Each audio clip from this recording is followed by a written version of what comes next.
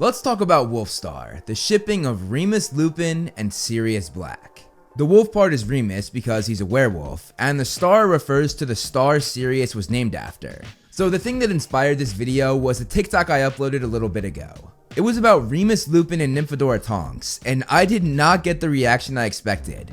My comments were flooded with nothing but Wolfstar shippers. Now, I had known about Wolfstar, but I never really gave it a second thought. There are so many fan fictions about them, but what I want to focus on in this video is the Wolfstar theory, seeing that if the two in the 7 books that are canon really are a couple and really are in love with one another. I'm going to dive deep into the entire relationship timeline between Sirius Black and Remus Lupin, dissect it, and we're going to see if the two really are in love with one another, or if Wolfstar is just fan fiction. Now, before you run to the comments or tell me off for making a video about this topic, which unfortunately I know many of you were in the process of doing, please watch the whole video because I'm going to go over and analyze everything that Wolfstar shippers claim is evidence for the pair being gay, and I'd love for you to have both sides before you comment your opinion below. Throughout the video, I'm going to play devil's advocate, both defending the Wolfstar theory, but also calling some things out in the theory that just doesn't add up. I also have a whole section of this video commenting on the elephant of the room, that being Tonks and Lupin's marriage, because Wolfstar shippers actually have a pretty good defense for this one, which surprised me. Then at the end of the video, I'll give you my opinion on whether I think this is a theory,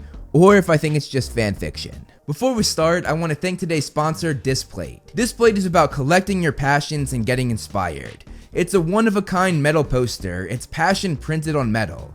This allows it to be incredibly sturdy, eliminating the flimsiness of a paper poster, which can be so frustrating. It's also easy and safe to hang with its unique magnet mounting system, which makes it stay up much better and eliminates any lines that might be on a normal poster.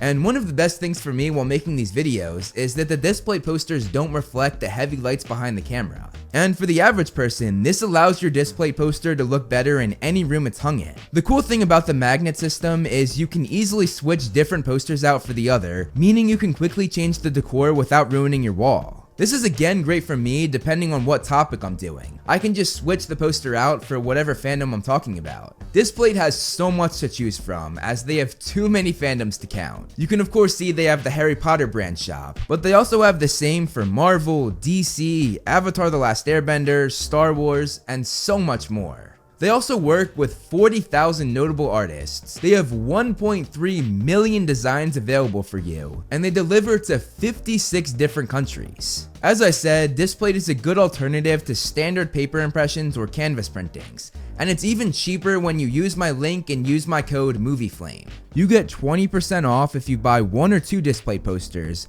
and 30% off if you buy 3 or more Displate posters. It's a great offer, so don't miss out. You get a great product, and with every single purchase, you help fund the MovieFlame channel. Now that I've said that, let's talk about Wolfstar. Before we jump into the books, I feel as though I must point out this screenshot taken from J.K. Rowling's Twitter. We don't for sure know what she's talking about because it was just in her bio, it wasn't a reply to anything, but many fans believe that the final 3 answers are about Sirius being gay. No, he isn't. No, he really isn't. Yes, I'm sure.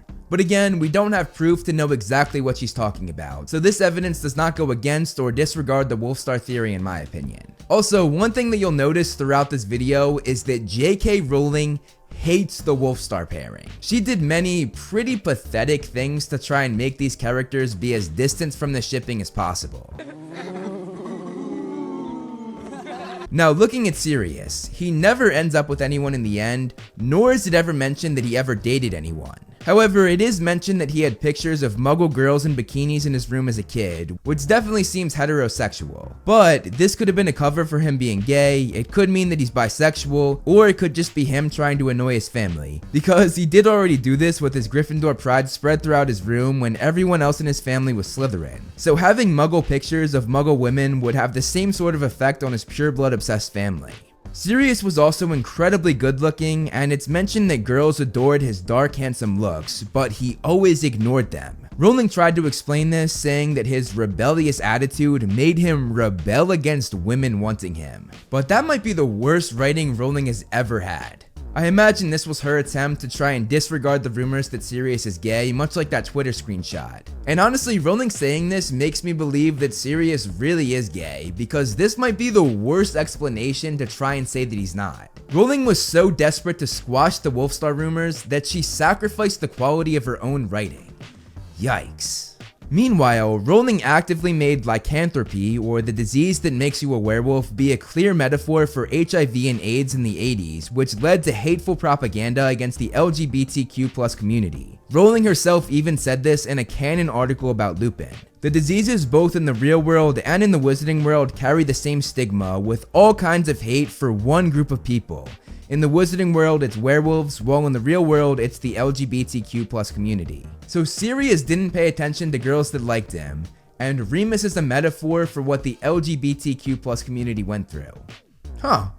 It's looking pretty good for the Wolfstar theory so far. Now, going over the Wolfstar timeline in the books, I'm going to go over each one of their interactions, as well as each time one mentioned the other. Sirius and Remus met when they went to Hogwarts together, and they, along with James Potter and Peter Pettigrew, formed a group known as the Marauders. Once Sirius and James put together that Remus was a werewolf, they, along with Peter, did one of the hardest things to do in the wizarding world. They became a legal animagi to be with him when he transformed, also that Remus's transformations wouldn't be as bad. Sirius did this incredibly difficult thing for Remus, but James and Peter did this as well. So I do not think that this gives points to the Wolfstar theory. Based on this, I think they're just good friends. Now, there's one incident that we have to go over, because I think it made Remus carry a lot of resentment for Sirius even in the future. What I'm referring to is the trick that Sirius played on Severus Snape. When Remus was in his werewolf form in the Shrieking Shack, Sirius told Snape to go down the tunnel to get there, and had James not stopped Severus, Remus would have had Snape's blood on his hands, whether that be because Snape was dead or because he made Snape a werewolf,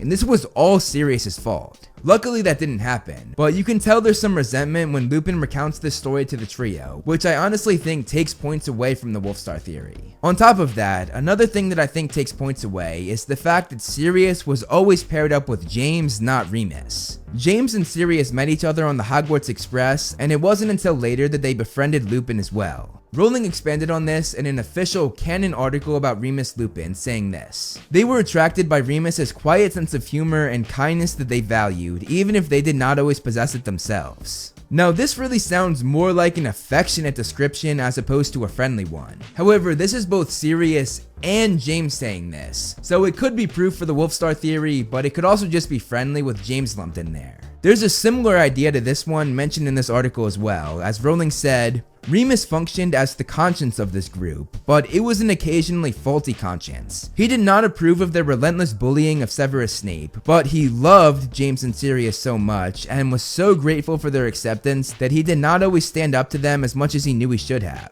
Again, this could be seen as more affectionate feelings rather than friendship, but because James is lumped in there again, it's tough. But one thing is for sure, Lupin let Sirius bully despite the fact that he knew it was wrong, and despite the fact that Lupin was made a prefect, meaning his job was to put a stop to this. Remus clearly had a soft spot for Sirius, but again, also for James as well. Later in life, they said this: "We were all idiots. Well, not Moony so much. Did I ever tell you to lay off Snape? Did I ever have the guts to tell you I thought you were out of order? Yeah, well, you made us feel ashamed of ourselves sometimes. That was something." We see this even more during Snape's worst memory. Remus turned a blind eye as Sirius and James tormented Snape for no reason other than Sirius being bored. And I'd actually like to take a deeper look at this entire memory. During their OWL exam, the girl behind Sirius was eyeing him hopefully, but Sirius didn't seem to notice, showing that he was not interested in girls. He actively ignored them. Then the first person that Sirius addresses after the OWLs is Remus, but granted that's because he was mentioning a question on the exam about werewolves. "Did you like question 10, Moony?" asked Sirius as they entered the entrance hall. "Loved it," said Lupin briskly. When they sat in the grounds of Hogwarts, Lupin pulled out a book and began to read, while Sirius said he was bored and he wished it was the full moon. Lupin responded, saying, "You might." He then asked Sirius to test him on transfiguration, but Sirius laughed, saying that he knew it all. Then, when Sirius and James decided to torment Snape instead, Lupin stayed seated. He looked back at his book, but his eyes weren't moving, and a faint frown line had appeared between his eyebrows, showing that he disapproved. But again, he didn't do anything to stop the bullying. Throughout the entire sequence, Lupin stayed there reading his book, possibly because he was a prefect, but also possibly because he didn't want to get on the bad side of Sirius and James. Before we wrap up their childhood though, I would again like to point out the fact that James and Sirius were always the ones matched up, people always saying that they were inseparable. This really hinders the Wolfstar pairing in my opinion. In fact, I would say that if Sirius was gay, he would be in love with James, not Lupin. After looking at their childhood, there's a bit of evidence for Wolfstar, but not enough so far for me to say that the theory is true. Now let's take a look at their adulthood post-Hogwarts. Lupin, along with James, Sirius, Peter, and Lily all join the Order of the Phoenix together. I feel as though them not standing next to each other in this picture is thought-provoking. You would think they would be standing next to each other if they were lovers, but at the same time, if they're trying to hide their relationship, this might be a good cover. One thing interesting to think about is the whole secret keeper business. James and Lily needed a secret keeper, meaning you could only learn of their whereabouts from that one person. Both Remus and Sirius thought that the other was a spy within the Order of the Phoenix, which I think really hurts the Wolfstar theory. Had they been lovers, they for sure would have known that the other was not the spy. And years later, they showed that they did not know what the other was thinking back then, as Pettigrew said this to Lupin. "Wouldn't Sirius have told you they changed the plan?" Referring to Sirius making Wormtail the secret keeper instead of him. Remus replied saying, "Not if he thought I was the spy, Peter. I assume that's why you didn't tell me, Sirius." Forgive me, Remus. Not at all, Padfoot, old friend. And will you in turn forgive me for believing you were the spy? Of course. On top of that, the old friend line also hurts the Wolfstar theory, but we'll talk more about that later in the video. Sirius making Pettigrew the secret keeper of course led to Wormtail, the real spy, telling Voldemort their whereabouts, which led to Lily and James's death and led to Voldemort disappearing for the next decade plus. Sirius then went after Wormtail for revenge, and this is where Wormtail frames Sirius for not only his death, but for James and Lily's deaths as well. Now, if Wolfstar really was a thing, Sirius going off to prison would have been really hard on Remus. And Remus actually does talk about Sirius going to prison with Harry years later while at Hogwarts. While discussing Azkaban, Harry says, "Azkaban must be terrible." And Lupin responds to this by nodding grimly, perhaps thinking about what Sirius went through while he was in there. But at the same time, this could just be him thinking about the horrid place that Azkaban is. However, this next part really intrigued me. Talking about the Dementors, Harry says, "But Sirius Black escaped from them, he got away." Lupin is so shaken by the sudden mention of Sirius that his briefcase slipped from the desk and Remus had to stoop quickly to catch it. Lupin then straightened up, clearly taking a moment to gather himself, and he said, "Yes, Black must have found a way to fight them. I wouldn't have believed it possible. Dementors are supposed to drain a wizard of his power if he is left with them too long." Looking at this, Remus almost has admiration for Sirius here, almost like a proud significant other when your partner does something impressive. Then again though, I could be reaching. I'm just trying to give you guys all the facts that you have and analyze it in the best way possible for you. Later on during that same school year, Harry said to Lupin, "Professor Lupin, if you knew my dad, you must have known Sirius Black as well." Lupin responds to this by turning very quickly and he says, sharply, "What gives you that idea?" The way he claps back when his relationship with Sirius is brought up is interesting, almost as though he was prepared and had practiced denying this relationship, which he might have been doing for years when hiding Wolfstar. Harry then continues and explains, saying that he knew James and Sirius were friends and that's why he thought Lupin might be too, and when he says this, Lupin's face relaxed. Lupin then said, "Yes, I knew him, or I thought I did." And you can almost hear the pain in Lupin's voice as he says that last part. Later on that school year, Lupin explains the Dementor's kiss, and he adds, after taking a sip of butterbeer, that it's the fate that awaited Sirius Black. Now that sip of butterbeer is thought-provoking, because butterbeer can be alcoholic, so Remus might have needed a little sip of alcohol to even be able to say Sirius's awaited fate out loud. Also, there are a few examples that I'll go over throughout this video of Remus turning to alcohol. And now Wolfstar fans, this next piece of evidence is some of the best evidence I found for the Wolfstar theory. Harry says Sirius deserves the Dementor's kiss, and Lupin asks him, "You think so?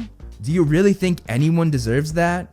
Hearing this, Remus obviously doesn't think that Sirius deserves the Dementor's kiss, despite the fact that he betrayed Remus and everyone close to them, despite the fact that he thought Sirius was the reason 3 of Lupin's best friends were dead, and despite the fact that he thought Sirius was a literal Death Eater working for Voldemort. This is really important because just a little while later, Remus was ready to kill Peter Pettigrew himself. Not just let the Dementors have him, but literally kill this man for the same thing he thought Sirius did, minus 1 death, because obviously Wormtail is still alive. You would think he would have a similar reaction because he thought that the two basically did the same thing, but clearly he cares way more for Sirius. Also, while 1 death is taken away from Wormtail's wrongdoings, there's one very important crime added to it. The fact that Pettigrew framed Sirius, the man that Lupin supposedly loved, if this theory is true. However, let's rewind a bit and go back to when Lupin first entered the Shrieking Shack. This is where one of the main Wolfstar clips is taken from.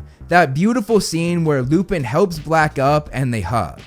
It was very affectionate in the movie, especially with that smile Remus gave Sirius. Like, there are some serious pheromones coming off of that smile. However, the book is a bit different. It doesn't mention a smile, and it actually says that Lupin embraced Black like a brother, which definitely takes some credibility away from the Wolfstar theory, especially when this is the main clip Wolfstar fans use. The mention of them being like brothers points 100% to friendship in my opinion.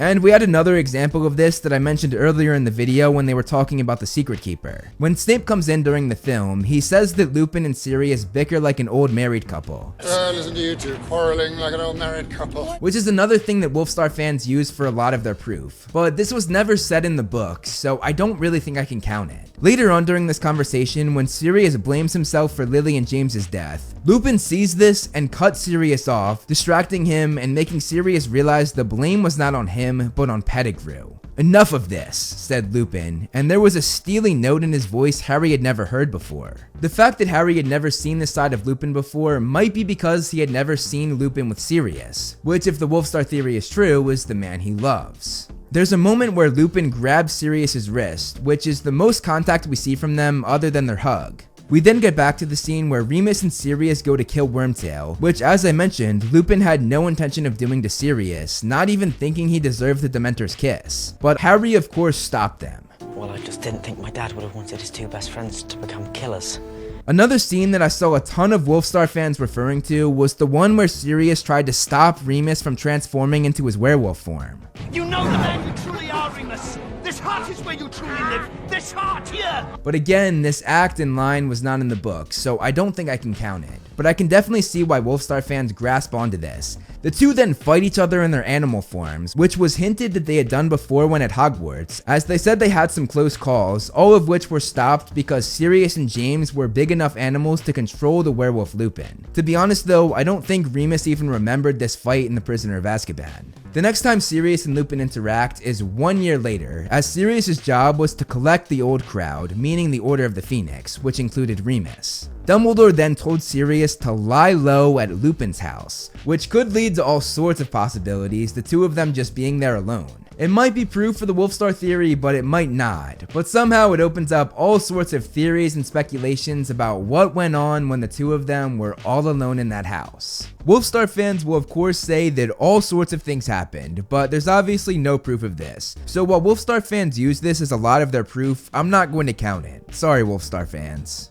Eventually the two join the rest of the Order of the Phoenix at number 12 Grimmauld Place, and they both lived there for much of the year, although Remus often left to do missions for the Order. When Harry joined them, there's a moment where Lupin had his eyes fixed on Sirius as the adults were trying to figure out how much to tell the kids about the Order of the Phoenix. Lupin also ended up supporting Sirius, siding with him to tell Harry all he needed to know. At the same time though, he also sharply told Sirius to sit down when Sirius got heated with Mrs. Weasley. As they tell Harry the information, Sirius and Lupin's talking flows together very nicely, not necessarily finishing each other's sentences, but getting pretty close to that, which I find intriguing because that's something couples often do. And they also have a moment where they exchange the most fleeting of looks when Harry asked what Voldemort was after. Both of their first instincts was to look at each other, despite the fact that they had many people in the room, many adults and many kids. During our time in Grimmauld Place that summer, Sirius and Lupin saw each other in passing, but they hardly interacted with each other. The two did bond over one thing while living there though. They were both struggling in the world, as Sirius was still considered a murderer to everyone, while Remus was shunned for being a werewolf. Rowling even has them say these two things back to back when they were giving Harry information. Well, as everyone thinks I'm a mad mass murderer and the ministry's put a 10,000 galleon price on my head, I can hardly stroll up the street and start handing out leaflets, can I? Said Sirius. And I'm not a very popular dinner guest with most of the community, said Lupin. It's an occupational hazard of being a werewolf. At this point, there's an interesting dynamic I picked up on between the two of them as they live together and have Harry there. They have a very parent-like relationship when Harry is around, almost like two dads, which we saw when they were almost finishing each other's sentences when speaking to Harry. And we see this again when they were calming Harry down the morning before his trial. Both characters of course play father figure roles for Harry after James's death, and Harry has a lot of other father figures as well, like Dumbledore, Hagrid, and Mr. Weasley. But Sirius and Lupin knew James better than anyone,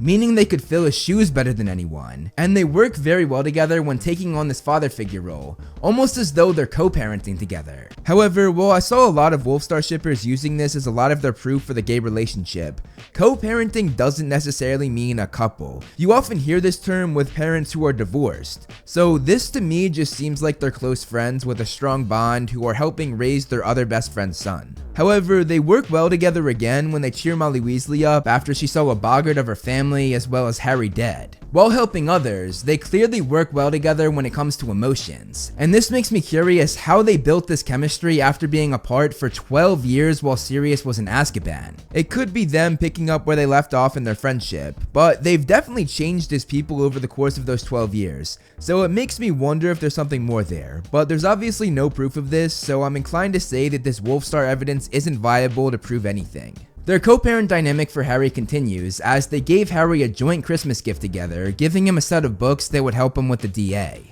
Again though, co-parent doesn't mean a couple, so I can't use that to back this theory. Later on during that same school year, they also defend James to Harry after he had seen Snape's worst memory. And as they did this, we have a very, shall we say, Wolfstar-ish moment. Lupin said, "Look Harry, what you've got to understand is that your father and Sirius were the best in the school at whatever they did. Everyone thought they were the height of cool. If they sometimes got carried away, if we were sometimes arrogant little Burks you mean," Sirius interrupted. And this line makes Lupin smile at Sirius, perhaps realizing that the biggest flaw he saw in his supposed lover had all but gone away, and he had finally learned the error of his ways. The two then beam reminiscently as Harry reminded them of what he saw in the pensive. I've seen this moment be used by Wolfstar shippers to prove that they're a couple, and it definitely has more backing than a lot of other things in this theory that I've sort of debunked as we've gone through the video. At the end of term, the two of them departed together to save Harry and company at the Department of Mysteries, and this is of course where Sirius lost his life, which happened right in front of Lupin. In the book, Lupin realized that Harry was running toward where Sirius had fallen through the veil, and he grabbed him. "There's nothing you can do, Harry. Get him! Save him! He's only just gone through!" "It's too late, Harry. We can still reach him!" "There's nothing you can do, Harry. Nothing. He's gone." "He hasn't gone. He can't come back, Harry," said Lupin, his voice breaking as he struggled to contain Harry. Later on, after all of this went down, Lupin's face was pale, and after that, it sounded as though every word was causing him pain. Lupin was obviously very shaken by Sirius's death, and also seemed to be in shock. This could be chalked up to them just being really good friends, but it could also be because Lupin just lost the love of his life.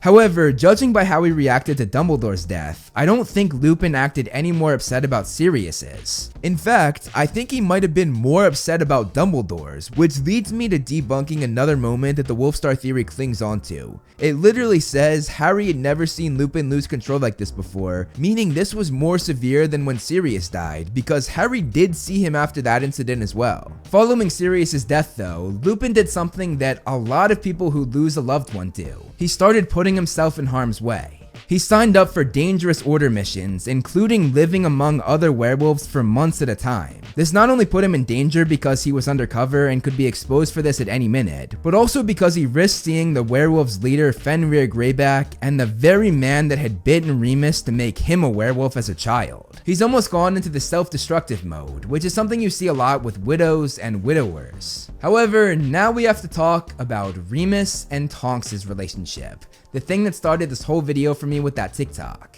Rowling added some additions to their story in 2015, 8 years after the series wrapped up, and I seriously think that this was Rowling saying F you to Wolfstar fans. She made Lupin start to be intrigued by Tonks during the events of the Order of the Phoenix, and she said that he was worried about watching Tonks fall in love with a handsome man in the Order office, but he was secretly thrilled when he was paired up with her for Order missions. Then on one mission that they did together, Tonks made a comment about Sirius, who is her cousin by the way, that he was handsome even after Azkaban. Lupin bitterly replied to this, saying that she had fallen for his old friend too, and that he always got the women. This blatantly disregards the arc that Rowling wrote for Sirius in the 7 books. It says that he never dated, and that he never showed any interest in any girls. So Lupin saying that he got all the women, what women? He didn't get any.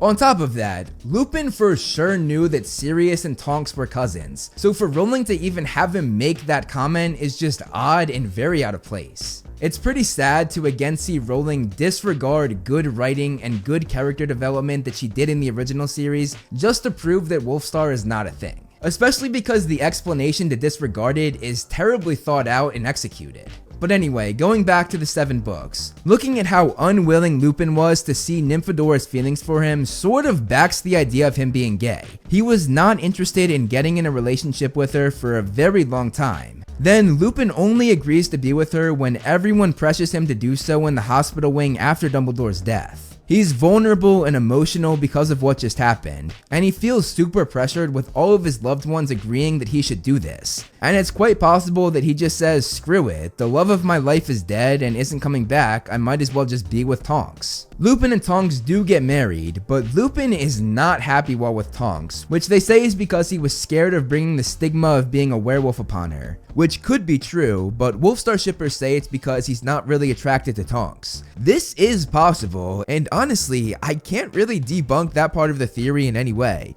so I'd say Wolfstar shippers get a small point here. Tonks does get pregnant though, which means that they were together physically, if you know what I mean. However, when Tonks is pregnant, Lupin did the unthinkable. He literally left his pregnant wife and unborn baby. He again says that this is because of the werewolf lifestyle he brought upon his wife and unborn son, but it is possible it's because he didn't really love Tonks. The more I look at Tonks and Remus's relationship as well as the Wolfstar theory, it's honestly one of the stronger points for the theory, even though I thought it was going to be the biggest thing to debunk it, which is definitely interesting. Harry put Lupin in his place, however, saying that he shouldn't have left. And after that, Lupin does go back to Tonks, but before that, he goes to the leaky cauldron to drink.